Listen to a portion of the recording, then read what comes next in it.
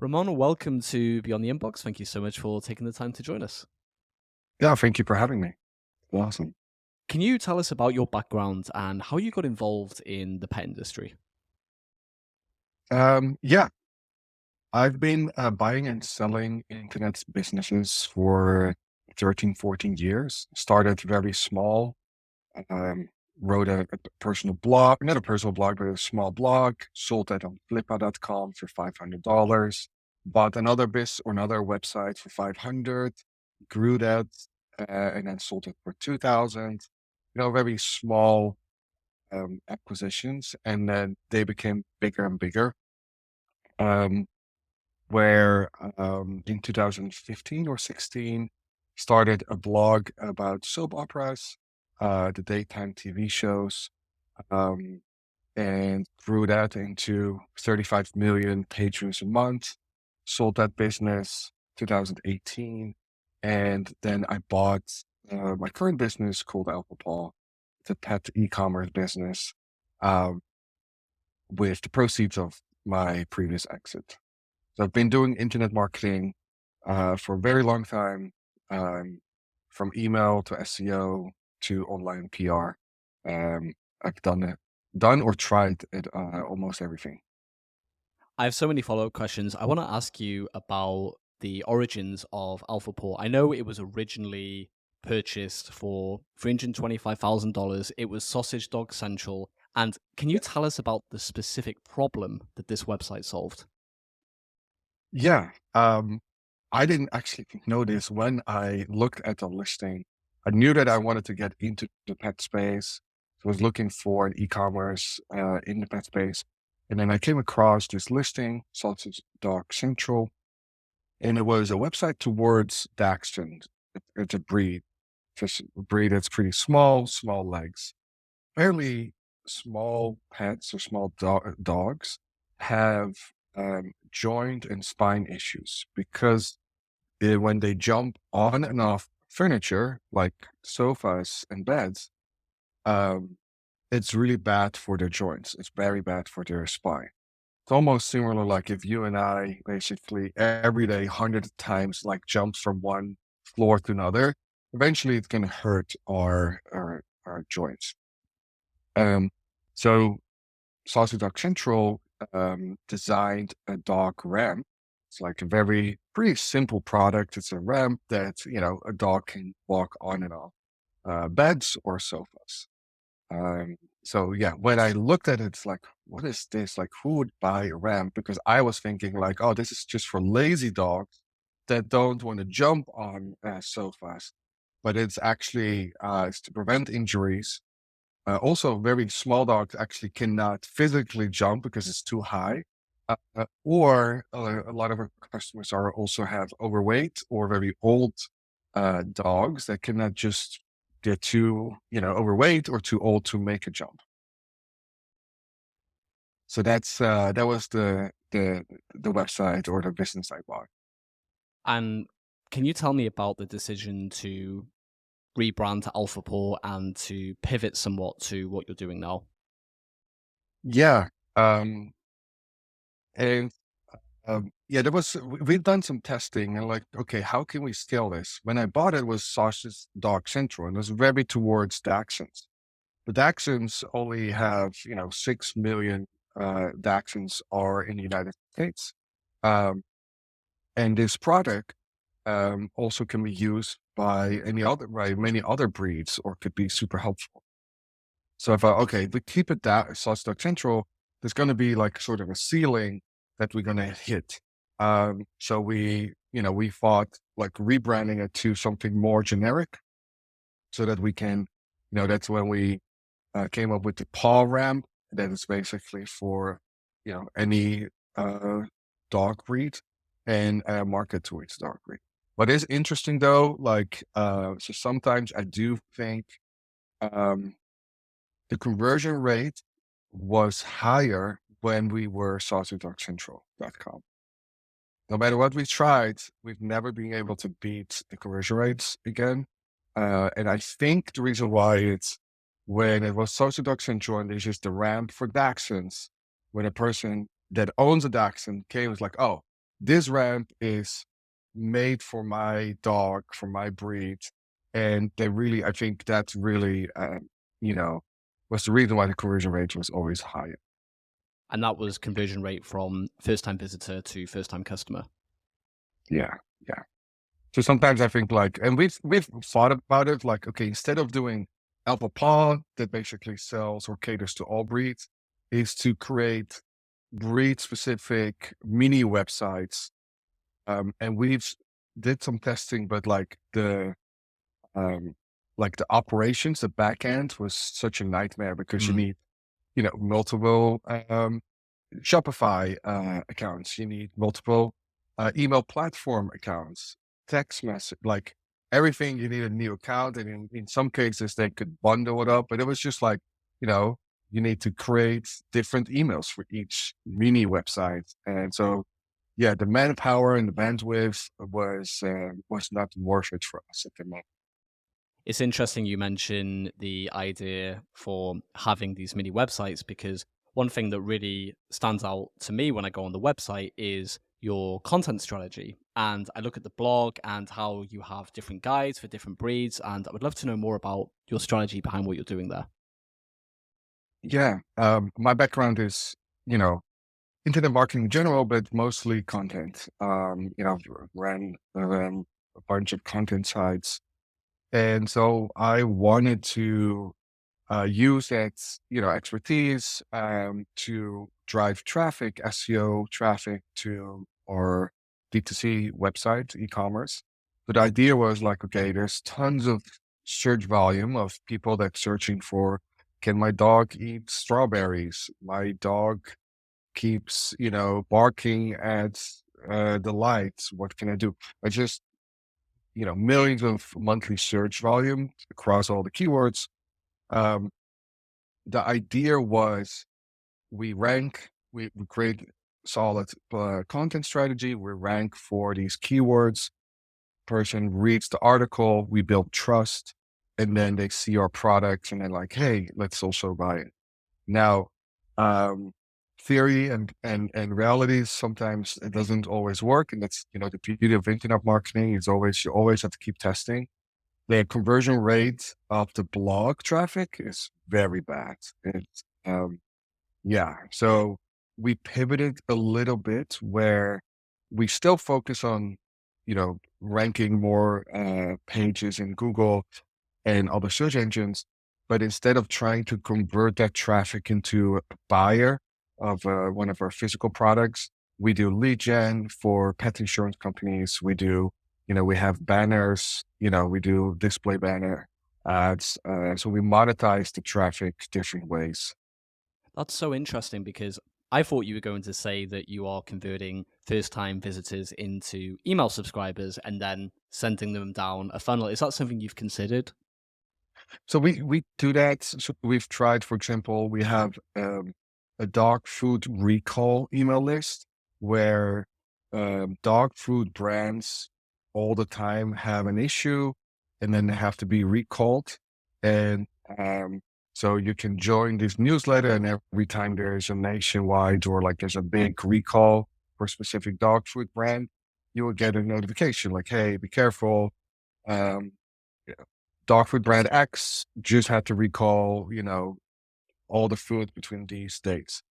Um, we have different type of newsletters that we try to, grow but still it's a very um, it's a long funnel basically. So we do that, but even with that, the conversion rate is not as, not as good as, buyer intent traffic or buyer intent even search traffic. Um, so yeah.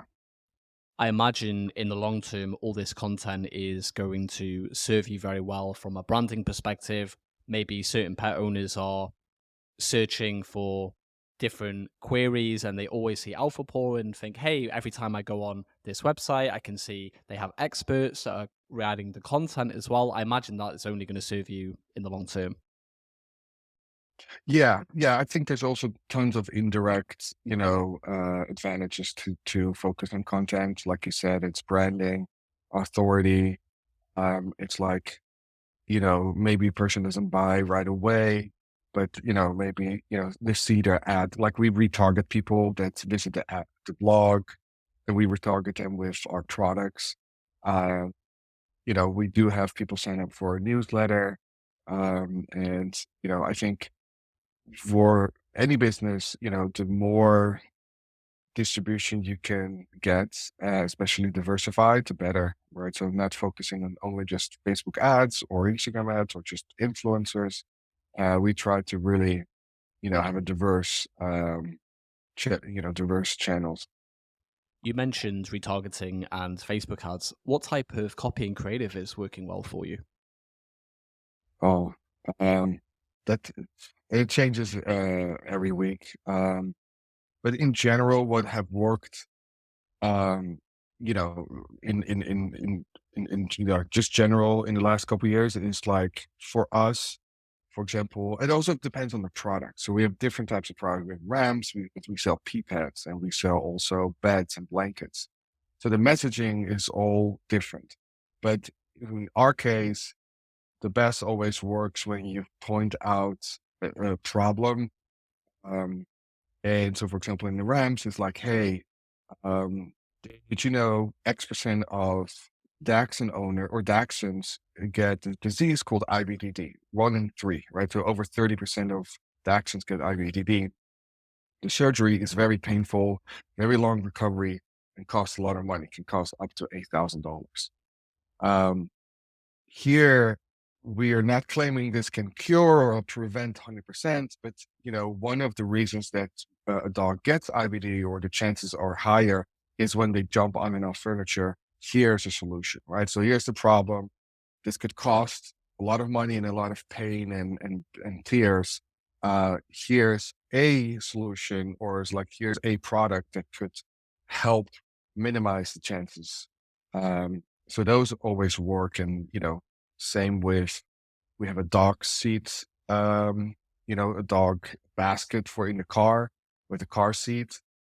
Showing what dogs can jump out of windows, and or if there's an accident, they will fly through the windshield, or you know, those type of ads work best for us. I really love that you address this hyper specific pain point, because this leads into my next question. I'm just going to ask, or will ask rather, how AlphaPort differentiates itself from its competitors. And from my perspective, sat here listening to you, I feel like, wow, you really understand my potential pain points as a dog owner rather than a big retailer that is simply competing on price or something like that. Yeah, yeah, and um, the the RAM, for example, was designed by people that had the specific pinpoint. Like they had several Dachshunds, they dealt with IBDD, um, and it's yeah. I bet it really depends on the product. With PPAS, for example, yeah, there's pain points in the sense of like, oh man, my dog peed again. Not as severe as IBD or others. So that then the P pads messaging is a little bit lighter, right? Like it's, hey, are you also sick and tired of walking in your house smelling, like a public bathroom? Here's a solution. I want to ask you a little bit about specific email marketing tactics that are particularly effective for you. When someone lands on the website for the first time and they make a purchase, what type of automations are they going through when they become a first time customer?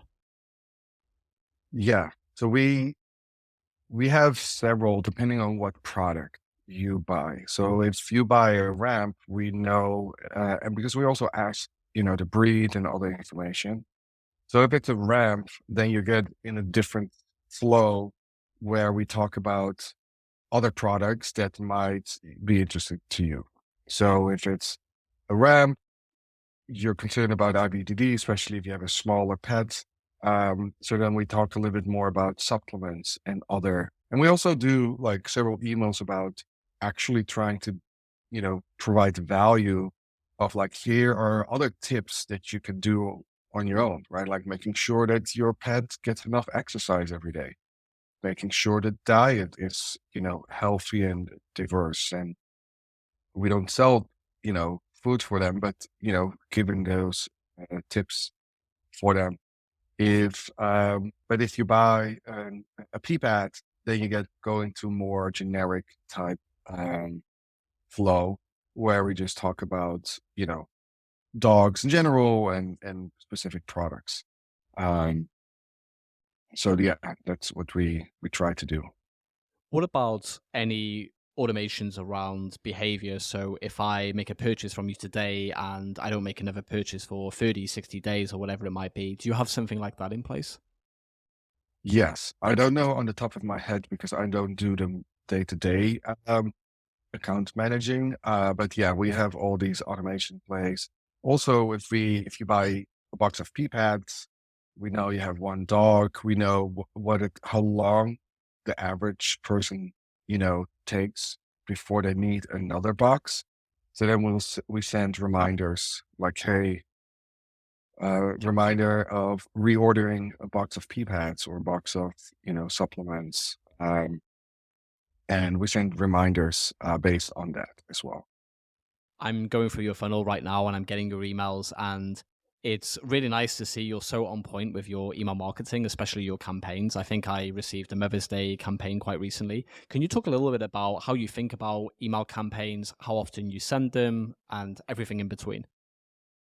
Yeah.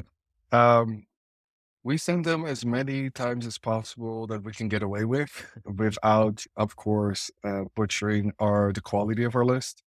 Um, if I had a wish, we could send, several times a day. But we try to find a good balance of um, creating or giving value, or feel good stories. So we also send out every week like an email newsletter with the best blogs or articles of that day, and it could be like, here's a story of this puppy, you know that was in a shelter and walked 200 miles back to their previous owners, like those type of feel good stories.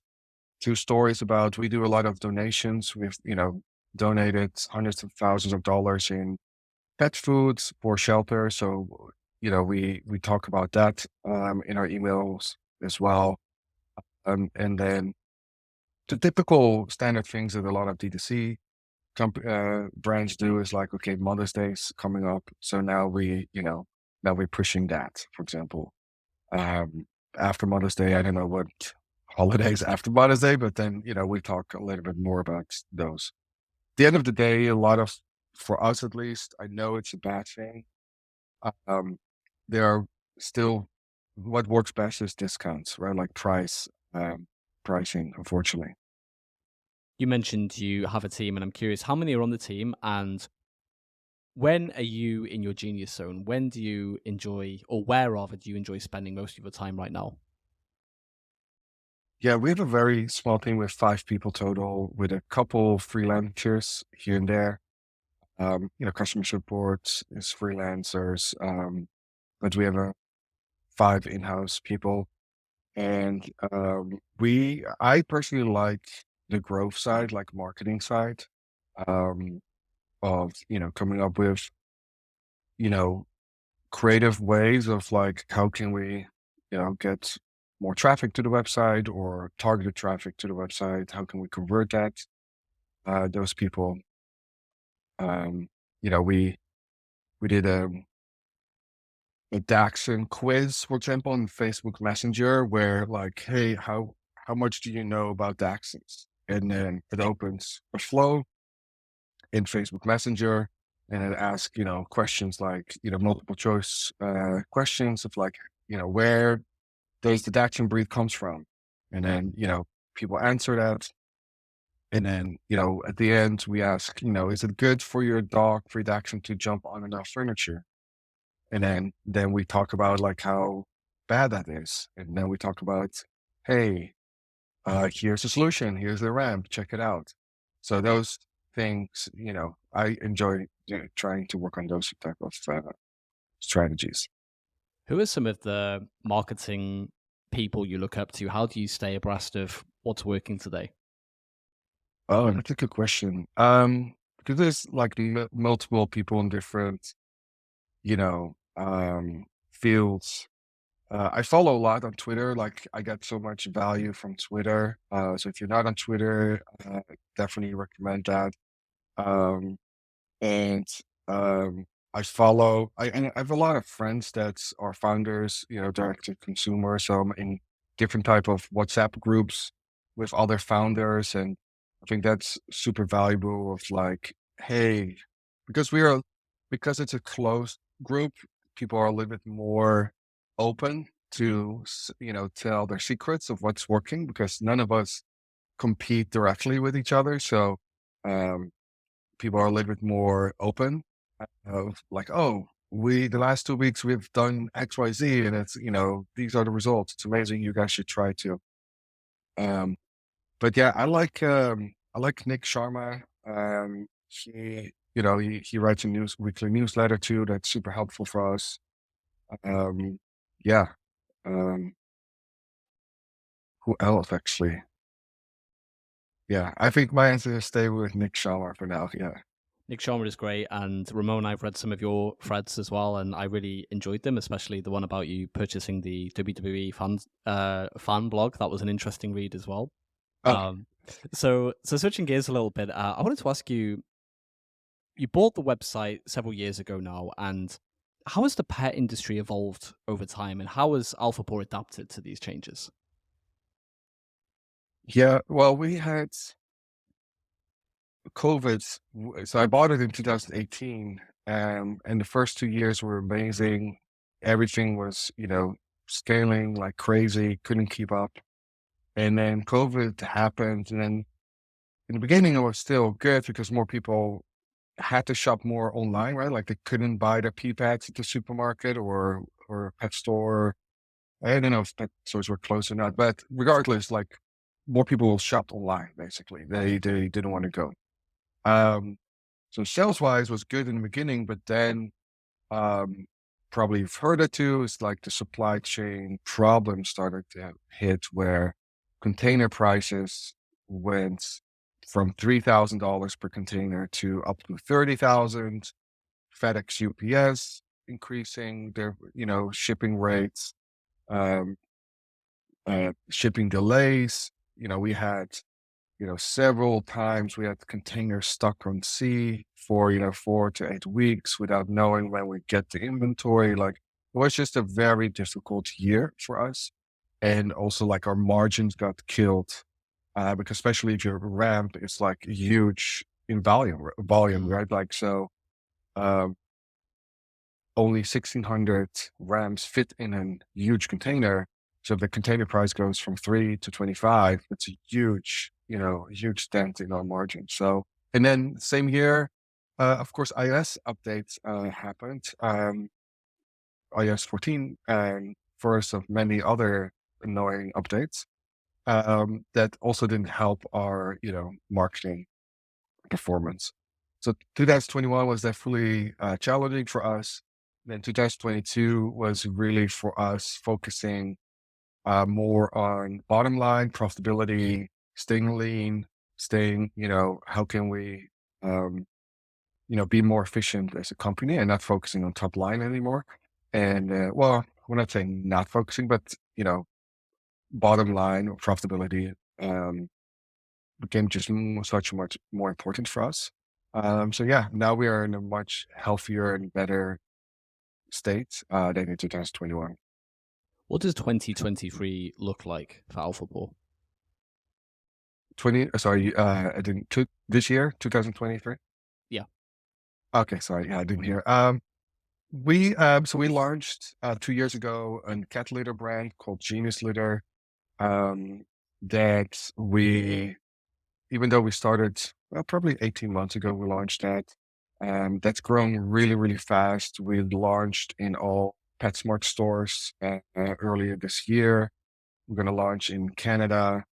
So yeah, that's really exciting. It's a very fast growing brand for us. And yeah, focusing on that brand. And then for Alpha Paw, it's really maintaining we in the first couple of years, I've tried to launch all kinds of different products. And what I've learned, like, I'm not saying it's not possible because tons of other people and companies do it, but I think for us, it's easier to focus on, less products and go deeper versus, 50 different type of products. Because, again, it goes back to, sorry, that's my dog It's in okay. the background. Sorry. Chris, sorry, I don't know That's what okay. that is. But we, because every time we launch a product, it needs creatives and needs email, flows, and it needs, text message flows and all that stuff. And I've learned that for us, it just works better if we have, focus on less products. Can you talk about what that means for you having fewer products but having more depth to them? Can you expand on that? Yeah, like because it's you know, it, a little bit now looking backwards, common sense of like, okay, if you have a team of 10 people and they only have to, work on, okay, how can we sell more RAMs? That's the only thing they have to focus on versus like, hey, we have poop bags and we have pee pads and we have beds and we have blankets and like, oh, we also have RAMs. Then, it's just like less efficient. So now that we have less products, we can be more efficient and really try to scale those products versus overall, like, so that's, this year really, because, we don't know what's going to happen. Macro, inflation rates still issue. Now the dollar, nobody's know what's going to happen with the dollar value and so it feels still, you know, um, eh, like how you say it, like not super stable or like that we've seen, all the bad things. So I think companies, especially now in this time, um, should focus really on trying to stay as lean and focused as possible.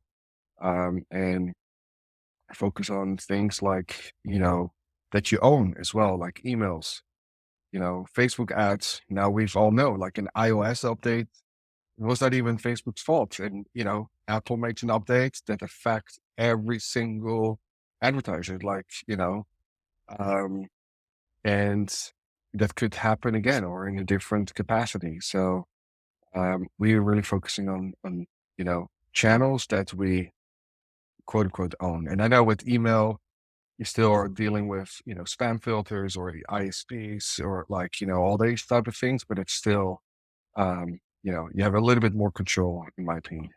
Absolutely. Well, this has been a really fascinating conversation, Ramon. Where can our listeners go to learn more about AlphaPore? Um, yeah, we can, yeah, you check me out on alphabet.com or Twitter. Also, if you have any questions, I try to be active as possible on Twitter and I have, but definitely I check out my DM. So feel free to reach out as well. I'm always happy to connect with other people. Perfect. Well, we'll put all those links in the show notes. And Ramon, I want to thank you again for taking the time to join us today and all the best in the future with AlphaPore. Yeah. Thank you. Thank you for having me.